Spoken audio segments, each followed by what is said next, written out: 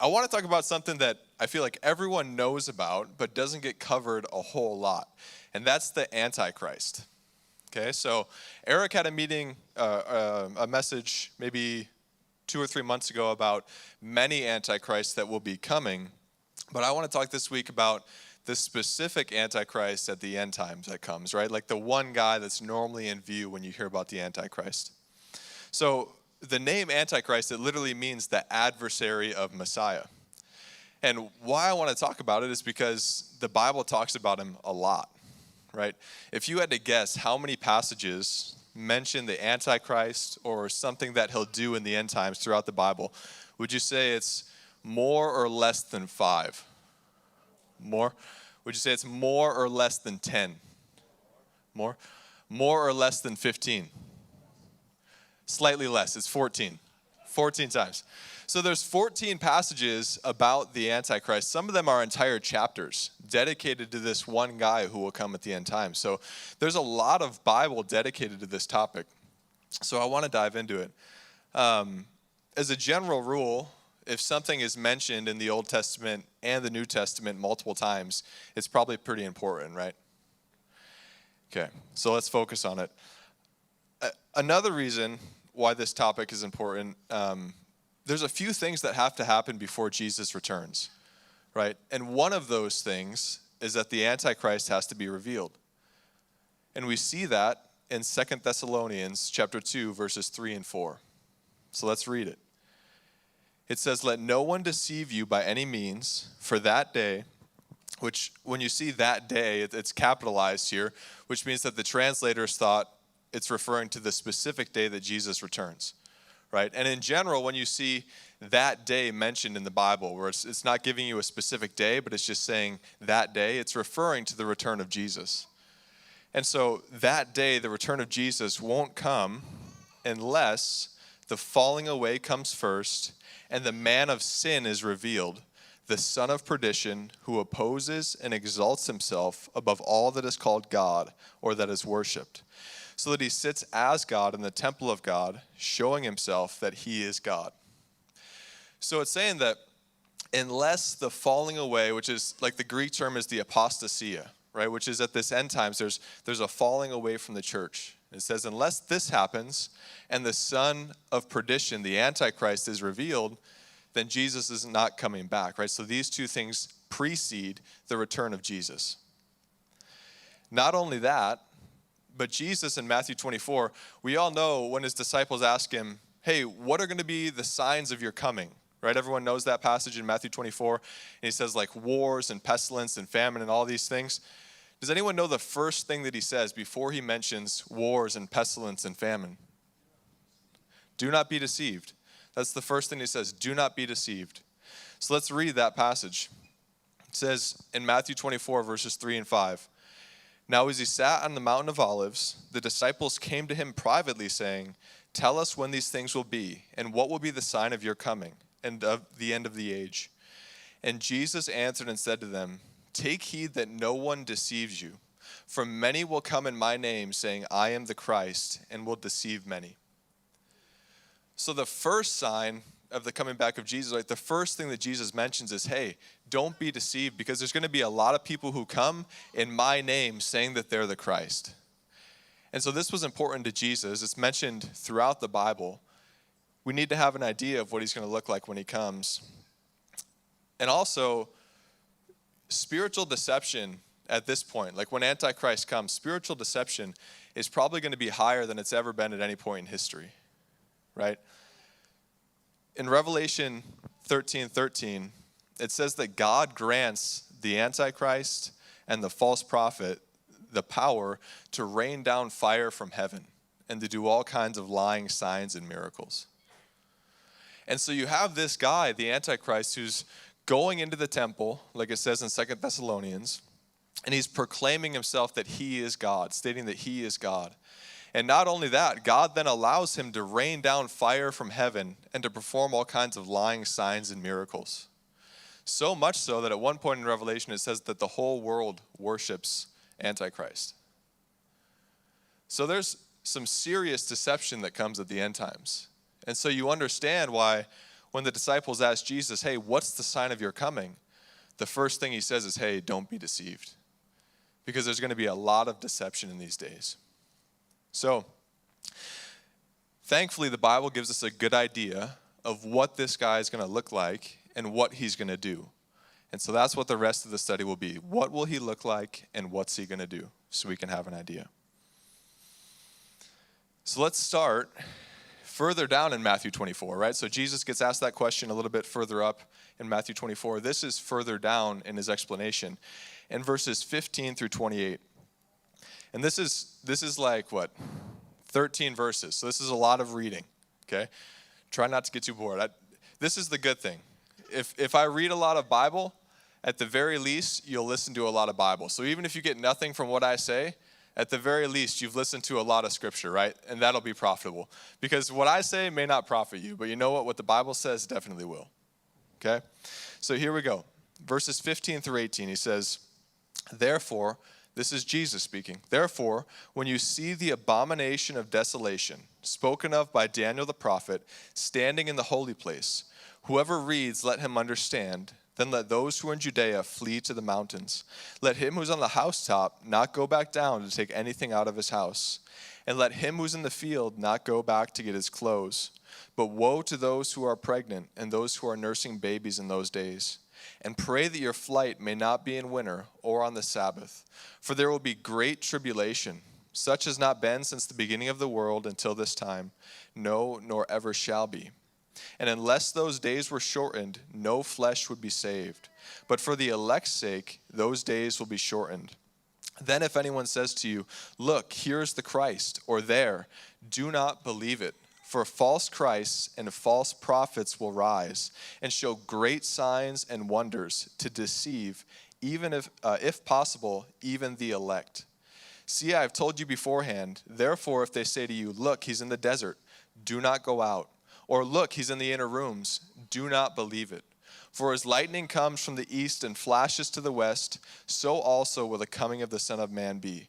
For wherever the carcass is, there the eagles will be gathered together. We made it. 13 verses. Good job. All right, let's break this down. So he starts out and he says, when you see the abomination of desolation spoken of by Daniel the prophet standing in the holy place, what is he talking about, right? What is the abomination of desolation that's spoken of by Daniel? Well, let's go to Daniel and read that verse so we can get an idea of what he's saying. Okay, so this is mentioned in Daniel chapter 12, verse 11, the abomination of desolation. And Daniel says, and from the time that the daily sacrifice is taken away and the abomination of desolation is set up, there shall be 1,290 days. So this is the passage that Jesus is referencing when he says, when you see the abomination of desolation spoken of by Daniel the prophet, flee. So this abomination of desolation, it said that the daily sacrifice is going to be taken away. Where else did we just read where it said the daily sacrifice would be taken away?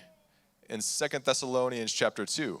It says the same thing, right? That Antichrist is going to come into the temple, stop the daily sacrifices, and proclaim himself as God.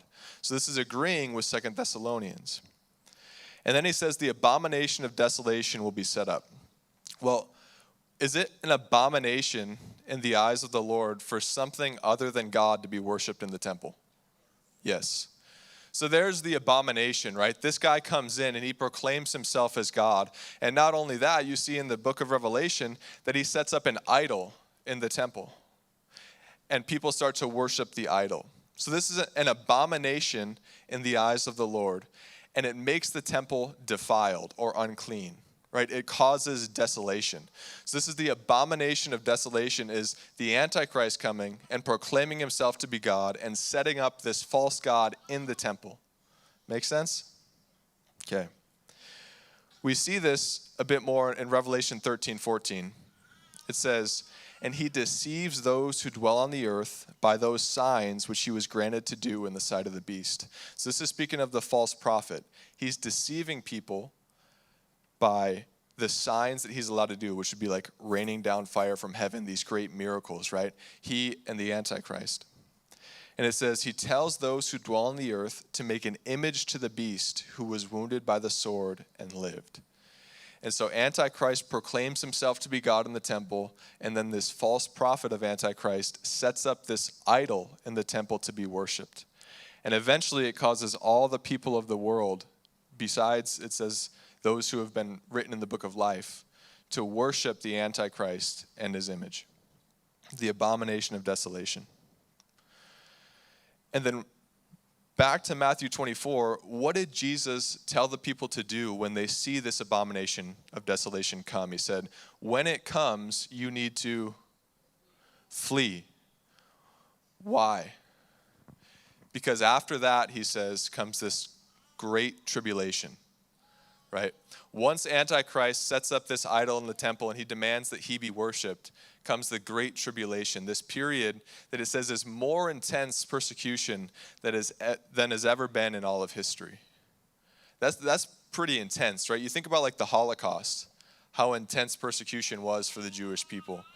Or you think about, there were like in 70 AD, when Antiochus Epiphanes came in and wiped out the temple, right? There was incredible persecution against the Jewish people in those days. And Jesus is saying it's going to be worse in this time than it's ever been throughout history. So he's saying, when you see it happening, run so that you can escape this persecution. And then lastly, this is just a good point for us as believers. Jesus says, for as the lightning comes from the east and flashes to the west, so also will be the coming of the Son of Man. So I have a video of some lightning. Did we get that up, Tim? Cool. This is actually in Arizona. If you and I were standing and we saw this lightning strike, let me know if I need to tell you that there was lightning.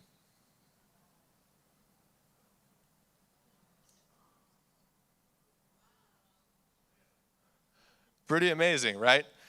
If we were standing there looking at that, it would be really bright, right?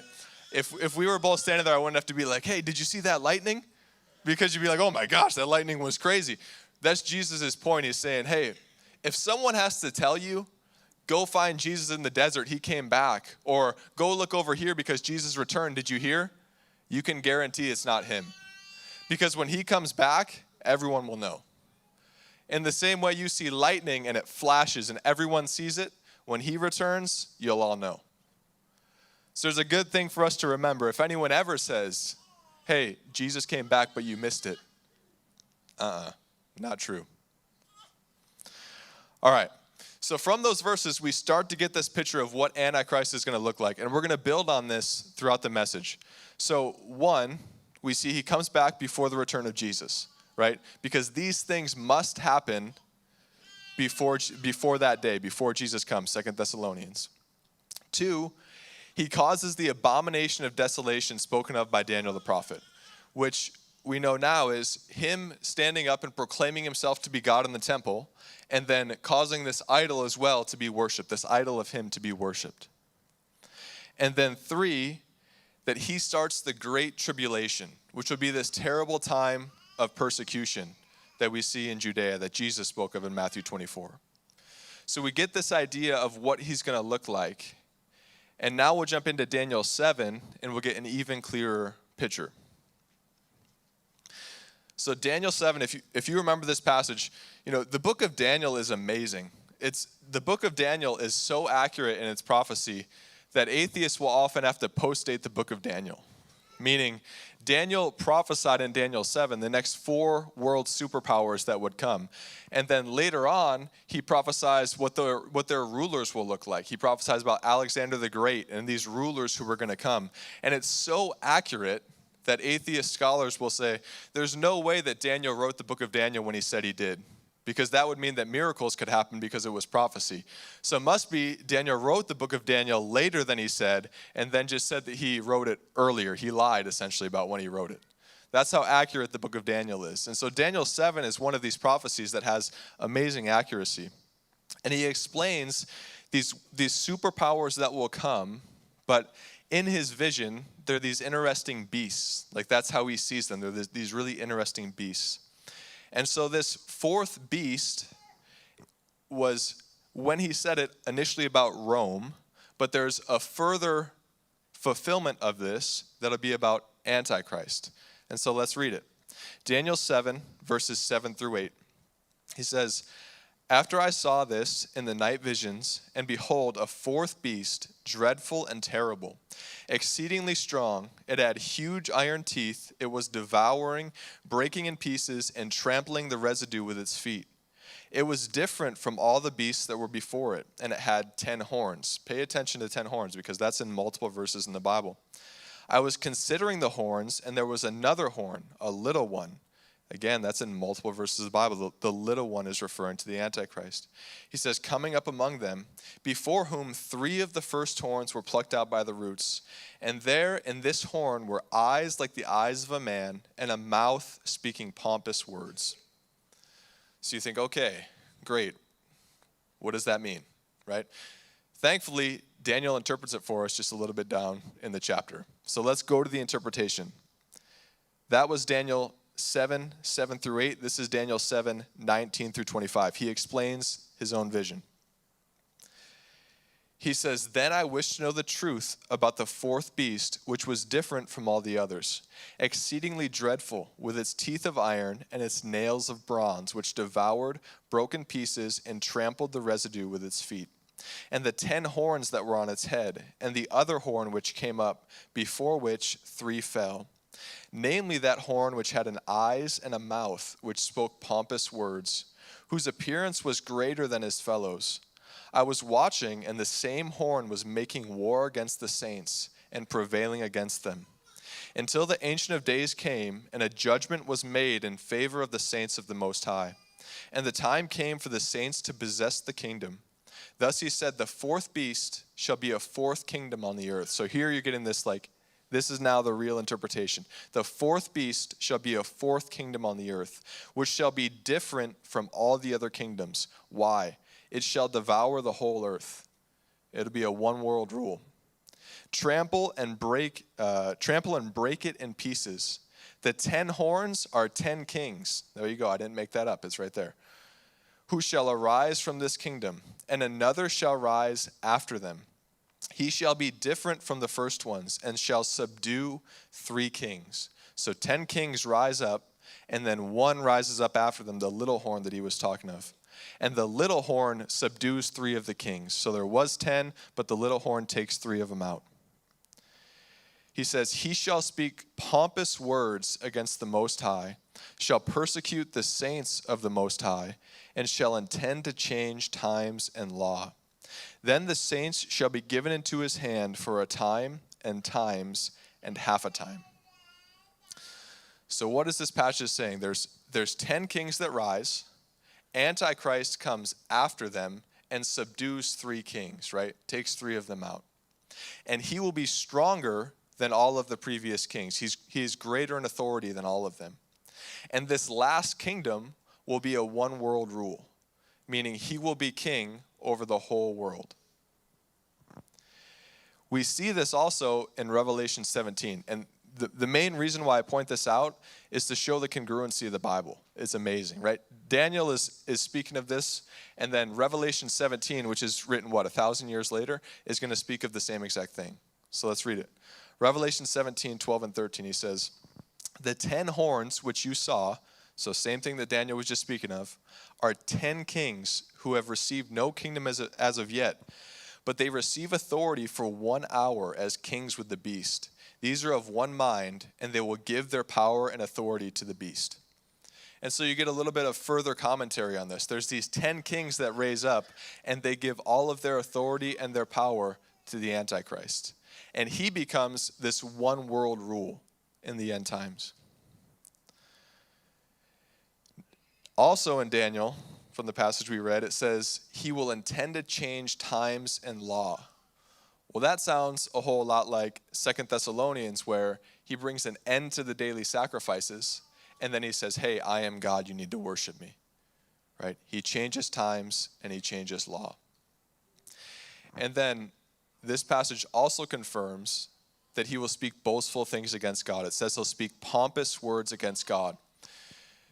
Remember, he goes into the temple in 2 Thessalonians 2, and he proclaims himself to be God, speaking pompous words. So we're seeing the congruency between New Testament and Old Testament here, speaking of this same guy and all of these things that he will do and what he will look like. And then lastly, it says, he'll make war against the saints and prevail against them, right? So remember in Matthew 24, who was Antichrist focused on persecuting in Matthew 24? Jesus said, if you're in this place, then flee. If you're in Judea, then you need to flee. Who lives in Judea? Mostly Jews, right? And so there's persecution against the Jews that's spoken of in Matthew 24. Here he's saying it's the saints of the Most High, right? Which would be Christians, both Jew and Gentile combined, now are also being persecuted. He's making war against the saints and against the Jews. And how long does this last? He says, a time, times, and half a time. Does anyone know how long that is? 3.5 years. Good. A time, times, and half a time. 3.5 years. So there's this great tribulation period where there's this war, right? This war against the saints and against the Jews. And he says it lasts for 3.5 years. Time, times, and half a time. All right, one more. Is this interesting so far? Hopefully? Yeah, okay. Daniel 9. Daniel 9 verses 26 and 27. Does anyone remember Eric taught on Daniel 9 like maybe a month or two ago? Yeah, good. And he taught about the beginning of this prophecy where it literally gives a timeline for the coming of Jesus. If you remember in Daniel 9, it says there'll be 7 weeks and then 62 weeks. Does anyone remember what the weeks are representing? 7 years. Good. Bonus points for up front. Good job, Matt.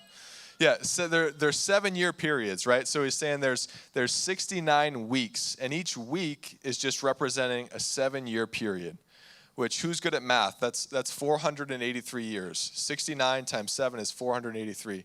And it's saying that from the time that this decree went forth to the time that Jesus comes, there's 483 years. So it put a literal timeline on when Jesus would show up.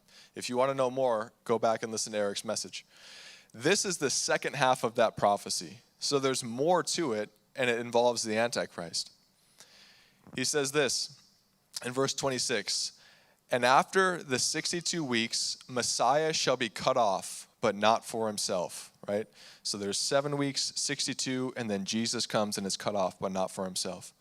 And the people of the prince who is to come shall destroy the city and the sanctuary.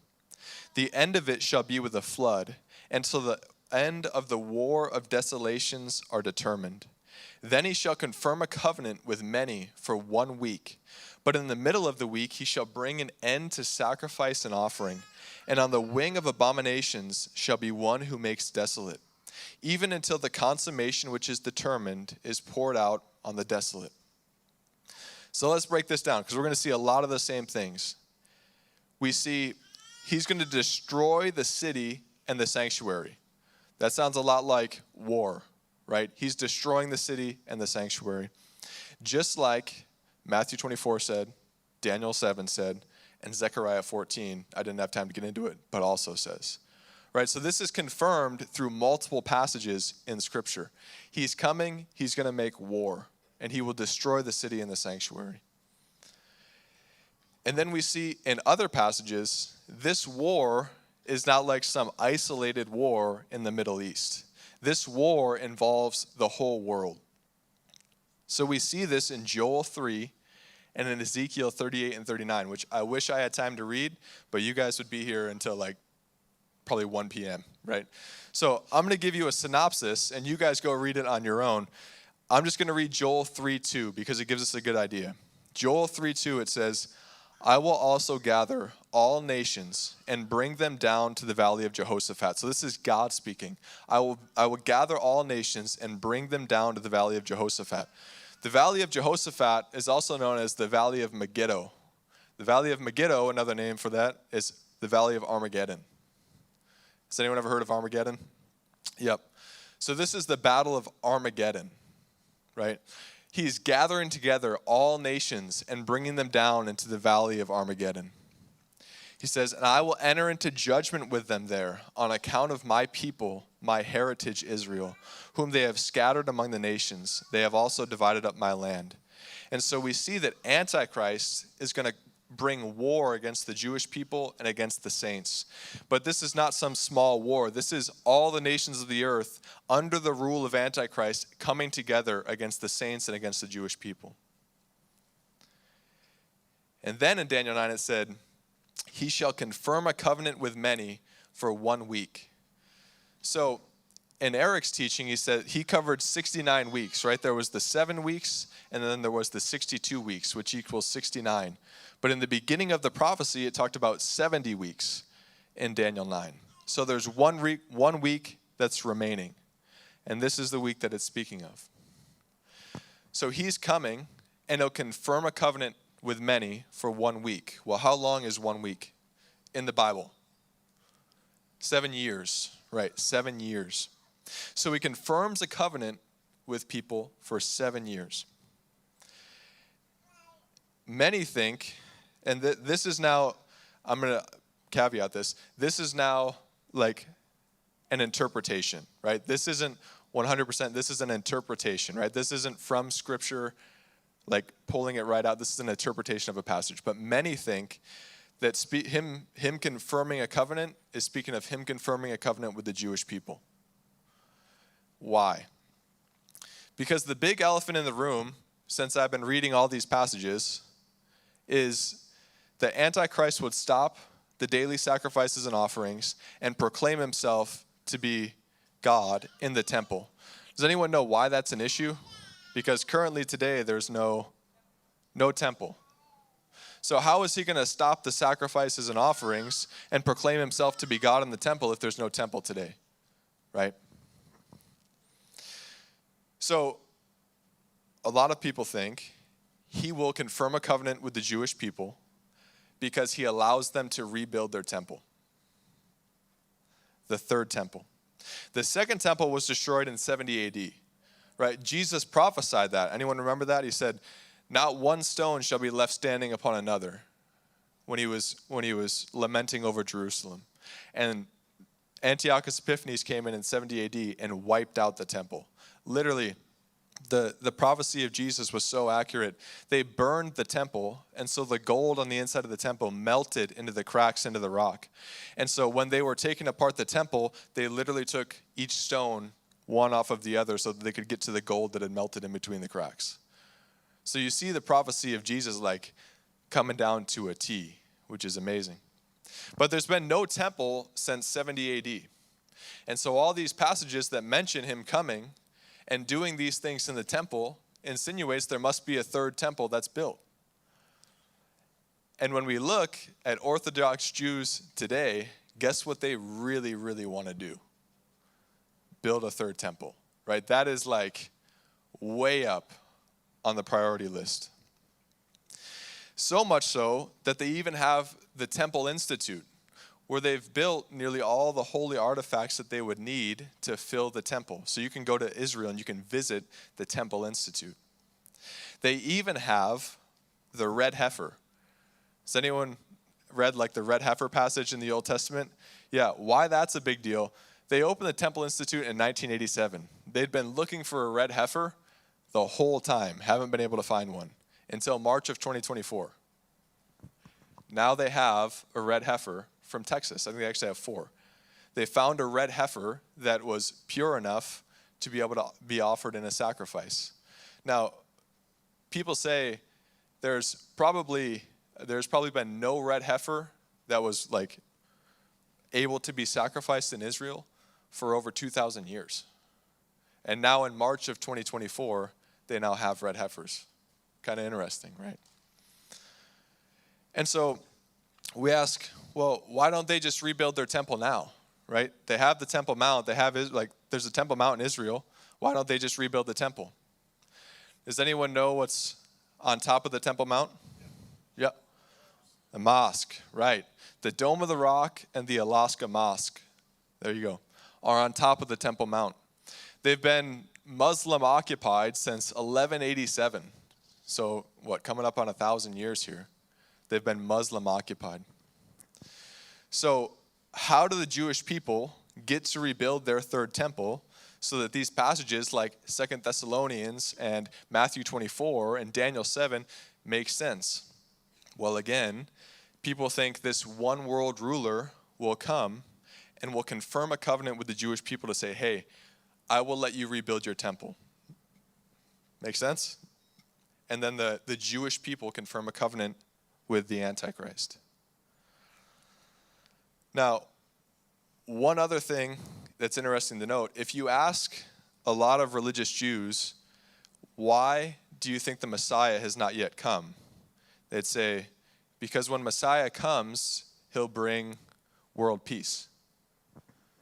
And we don't have world peace, so obviously he hasn't come yet. That's what they'd say. Well, there's someone who will come and bring world peace. Who is that? The Antichrist. He'll be the one world ruler for this 7-year period.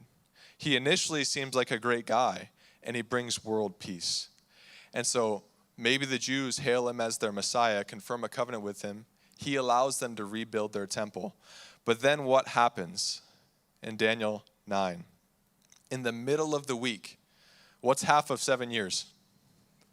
3.5 years. What was the time that was mentioned in Daniel chapter 7? 3.5 years. Starting to connect, right?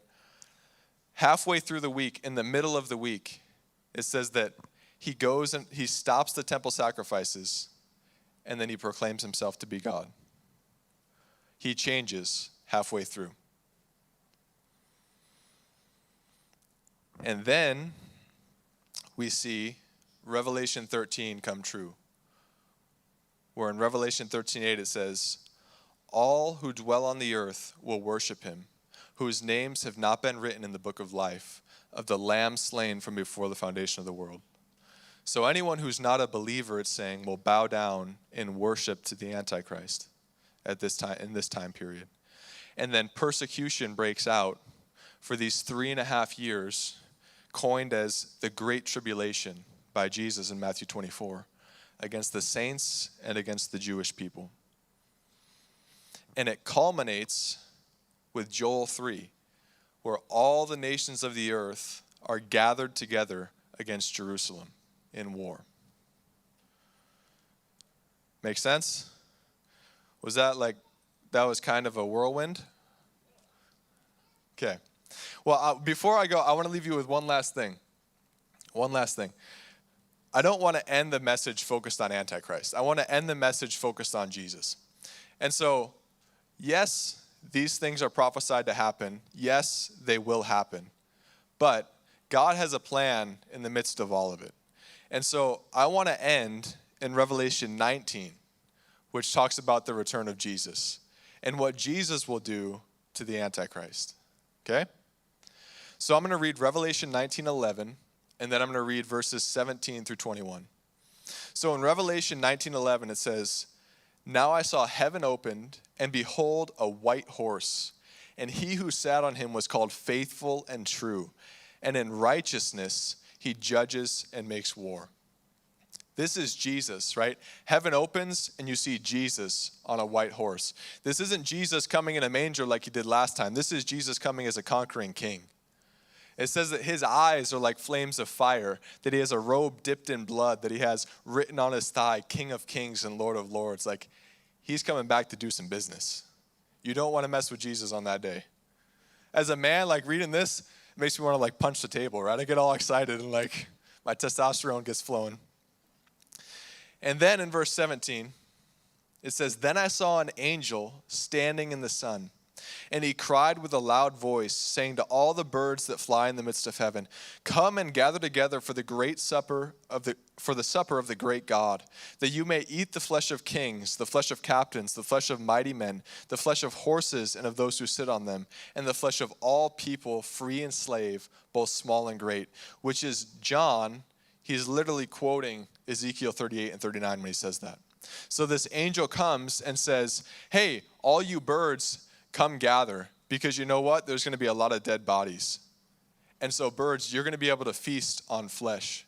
Because Jesus is coming back, and this army that's been formed by Antichrist is going to get wiped out by Jesus.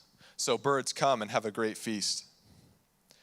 He says, and I saw the beast, the kings of the earth, and their armies, gathered together to make war against him who sat on the horse and against his army. That's not a great idea. Antichrist is gathered together to make war against Jesus. Not smart. He says, then the beast was captured, and with him the false prophet who worked signs in his presence, by which he deceived those who received the mark of the beast and those who worshipped his image. These two were cast alive into the lake of fire, burning with brimstone. It's not even like a battle, right? It doesn't say like Antichrist, launched an attack and then they fought. No, it just says Jesus came back and then they were captured. Not even a battle. And then he says, and the rest were killed with the sword which proceeded from the mouth of him who sat on the horse. This whole army wiped out by Jesus. It says, and all the birds were filled with their flesh. So, yes, there's this guy coming who we should be aware of, right? There's a lot of Bible about the Antichrist. We should be aware of it. And yes, it's going to lead to this intense time. But ultimately, God is in charge. God has his plan, and he will accomplish his plan. It's all written beforehand. So we can look at this, and we can do a study like this, and we can leave encouraged knowing, you know what? God is in charge. He will come back. He will right every wrong, and he will set up his kingdom on earth that will last for eternity.